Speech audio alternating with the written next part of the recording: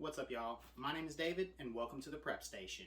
Today I have for you 9 ingredients you need for Southern cooking. Now these ingredients are not going to be for any type of specific recipe. Rather, this is just a broad range of ingredients that will keep your kitchen stocked for multiple dishes. So with that, let's jump right into it.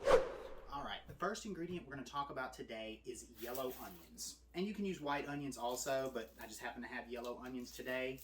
Onions go in a lot of Southern dishes, from greens to fried potatoes. Just the other day I posted a recipe on davidsprepstation.com for beef tips and rice, and we added some sauteed onions to that.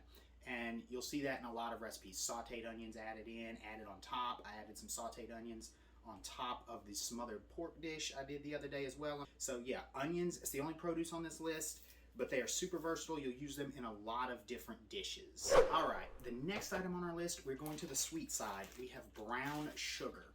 Now, brown sugar is going to be good, especially with sweet potato dishes, like sweet potato pie, sweet potato casserole, but also any dessert you make. A lot of cakes will have brown sugar as a sweetening agent. This is also good for making barbecue sauces, glazes, you name it. And you will see it in a lot of Southern recipes, so I would always keep some brown sugar on hand. And keeping with the powder theme, the next thing, a super common ingredient, flour. Of course, you know, we talk a lot on the channel about fried foods, fried chicken, fried pork chops. You gotta have flour for your dredge. But this also is great, of course, for baking, cakes. Almost all cakes are gonna have flour added into it.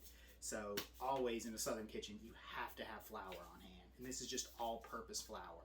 You can get other flours. If you're gonna make bread, get bread flour.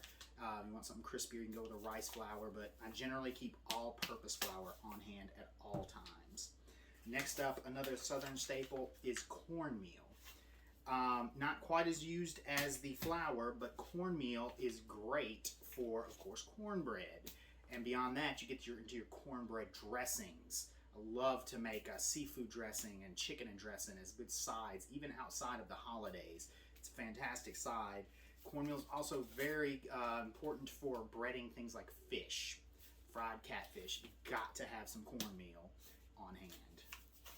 All right, and the last powder ingredient I have for you is ranch powder.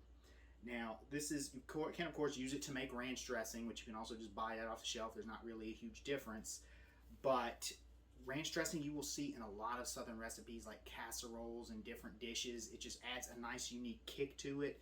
So yeah, I would definitely recommend keeping some ranch powder on hand for a little extra flavor.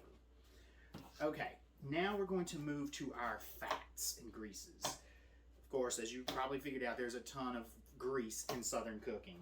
And the first one we're going to go with here is vegetable oil. You can alternatively use canola oil if you prefer. We've always used vegetable oil in my family. And this is, of course, huge for frying. And you can see right behind me here, we have a nice deep fryer, so I get nice big jugs of oil to fill it. And this right here is 1 gallon. This pretty much covers that. I usually have a smaller one on hand too for sauteing or anything that needs to be fried in a skillet. But you definitely got to have some oil on hand if you're going to do Southern cooking.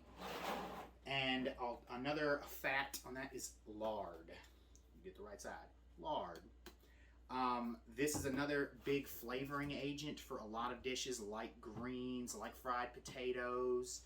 It just adds that extra pork flavor to a dish if you're not adding a lot of bacon or sausage or something else. And it is, yes, you will see this in a ton of Southern recipes. All right, next on the list we have butter. Now, of course, this is going to be ubiquitous in a lot of different cuisines, not just Southern, but we Southerners use a lot of butter. And I prefer actual real butter to margarine myself, though we do keep both on hand. My wife sometimes prefers margarine. I'm a butter guy myself. And this right here is sweet cream unsalted. That way you can kind of control the salt content more. If you get the salted butter, just watch, when you salt things. Last up, we have bacon. And this is the only meat I put on the list, but bacon is just super important to Southern cooking. So many of our dishes are flavored with bacon. It is obviously delicious on its own as well, but in Southern cooking, it's really all about the bacon grease. And here you go. Here is my little bacon grease container.